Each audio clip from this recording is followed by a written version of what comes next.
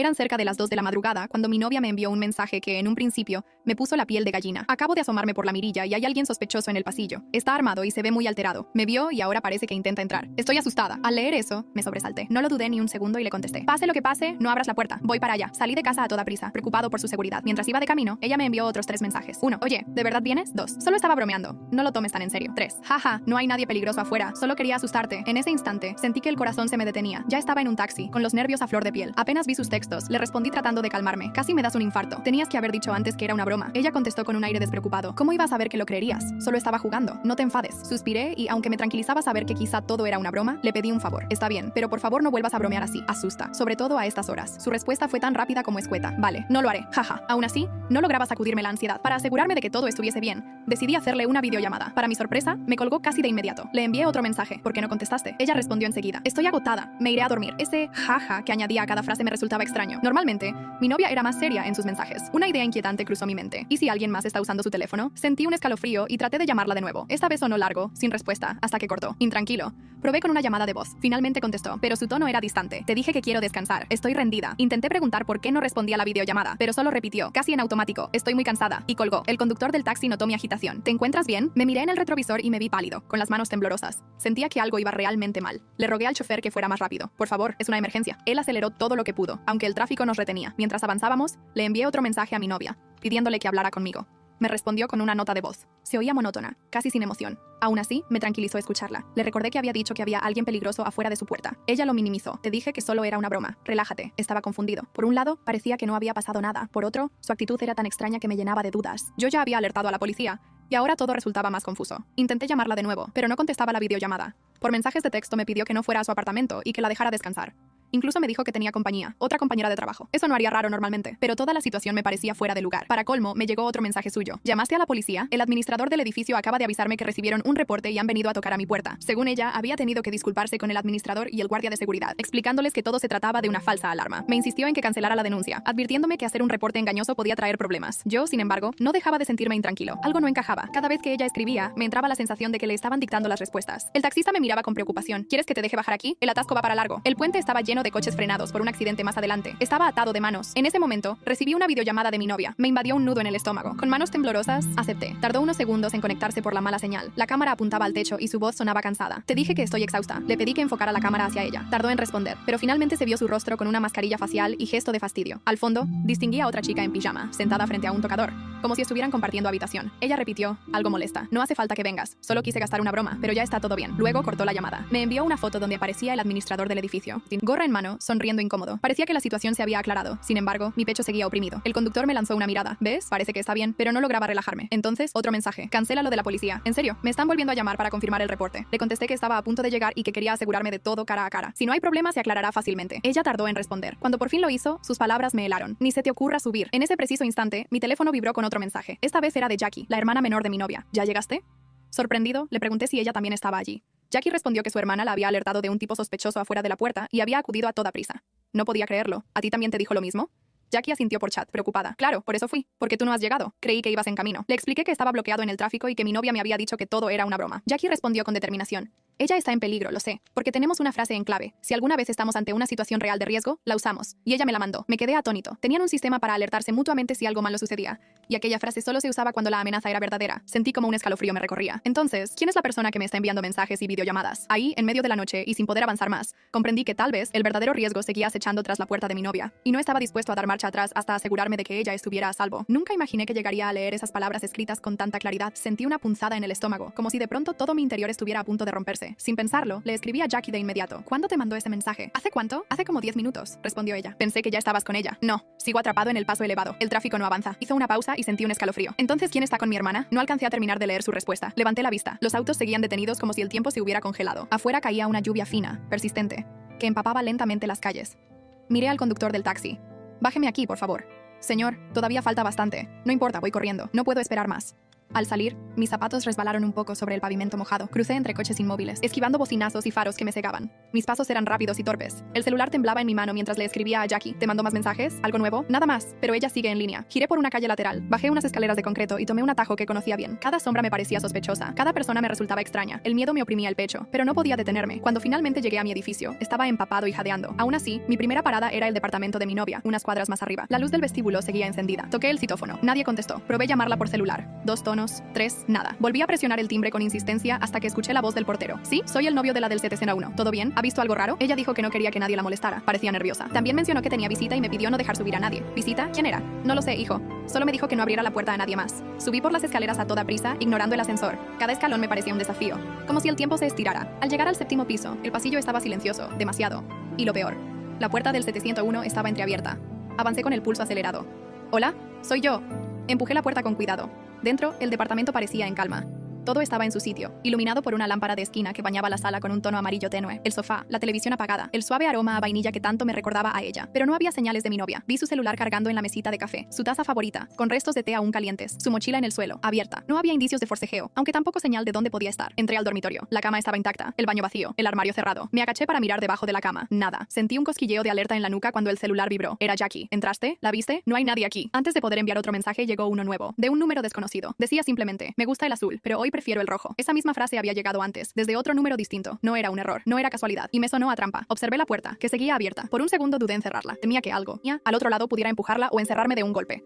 Me quedé allí inmóvil, intentando convencerme de que todo era un malentendido, de que mi imaginación me estaba jugando una mala pasada. Pero no, volví a marcar el número de mi novia. Nada. Luego intenté con el de Jackie.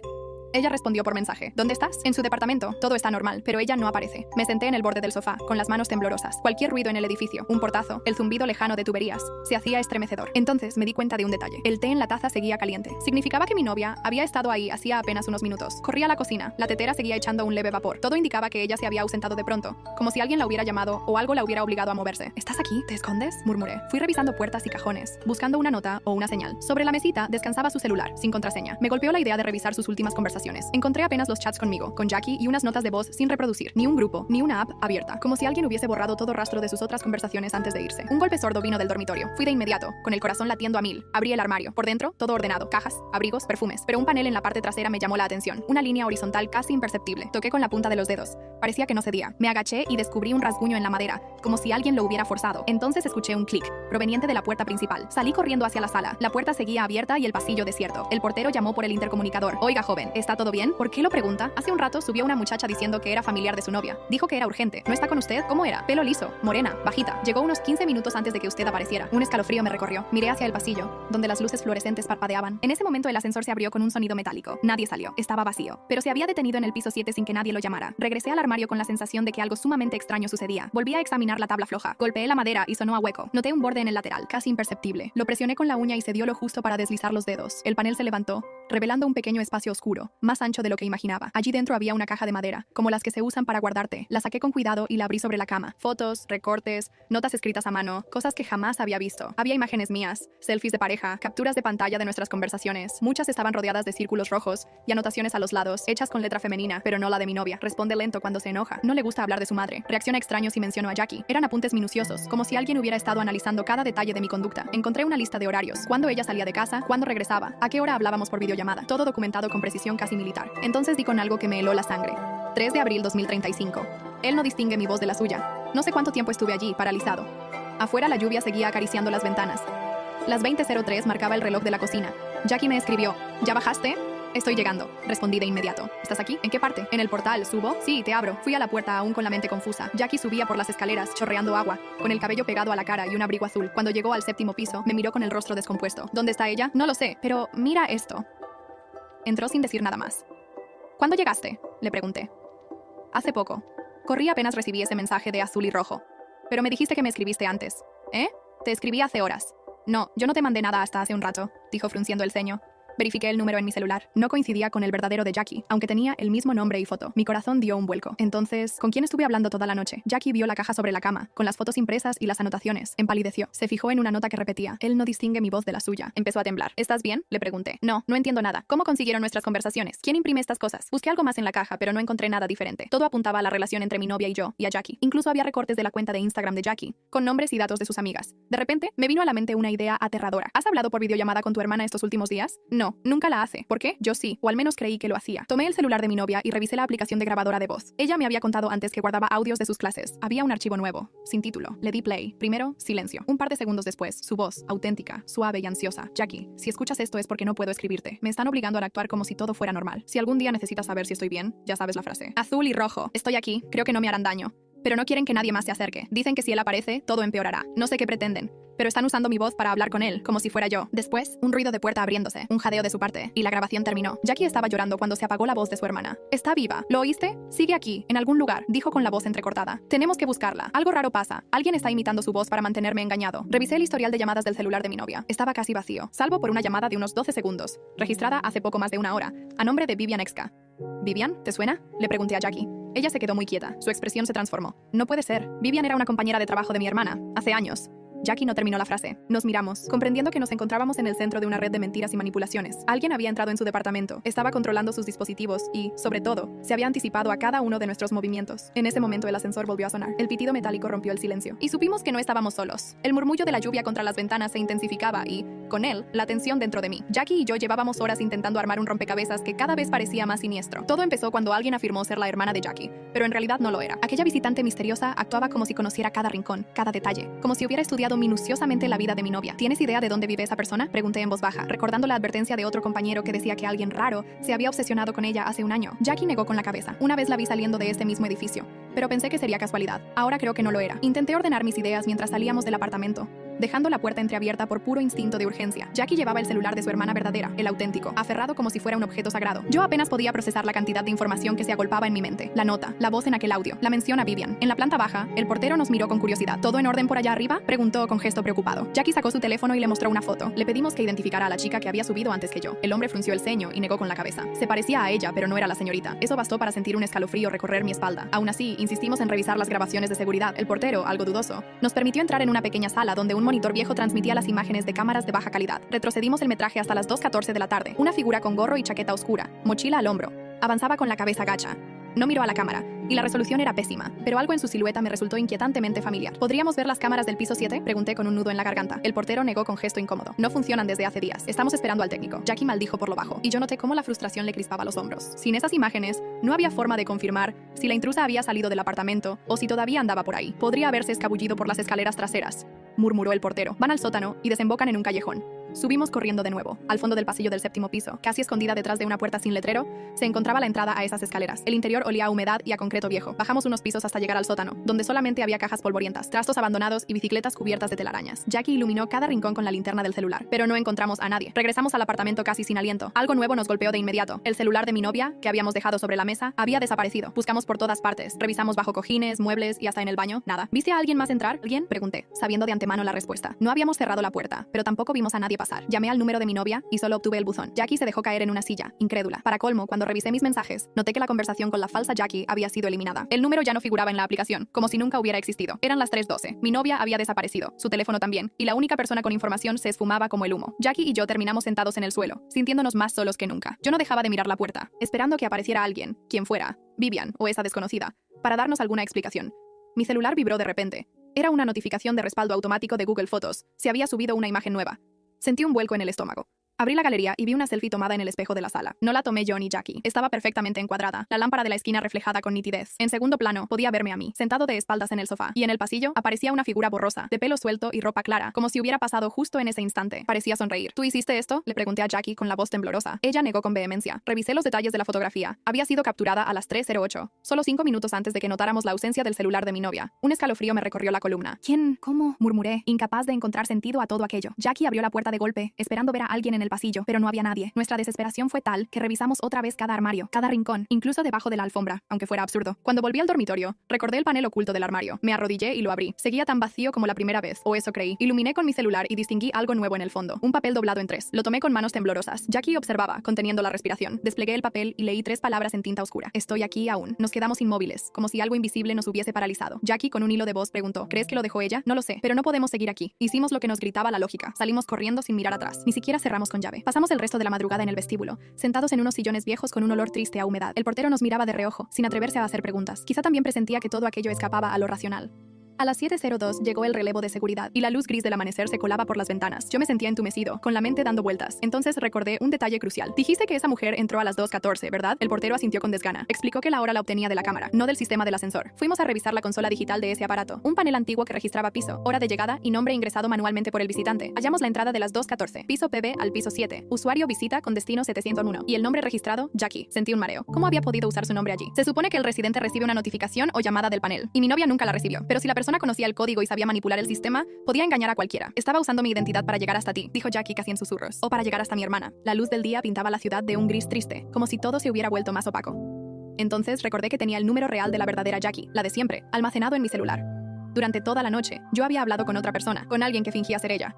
Con manos temblorosas le envié un mensaje. ¿Estás bien? ¿Dónde estás ahora? La respuesta no tardó ni un minuto. Un audio que reconocí de inmediato. Su voz tranquila, sonidos de un aeropuerto y un anuncio en portugués de fondo. Hola, ¿todo bien? Sigo en Florianópolis. Mi vuelo sale a las 11. ¿Todo bien con mi hermana? Me quedé frío. ¿Cómo explicarle que alguien había usado su nombre, que su propia hermana estaba en paradero desconocido y que mientras tanto, una silueta extraña se burlaba de nosotros, apareciendo y desapareciendo, sin dejar más rastro que notas inquietantes y fotografías imposibles?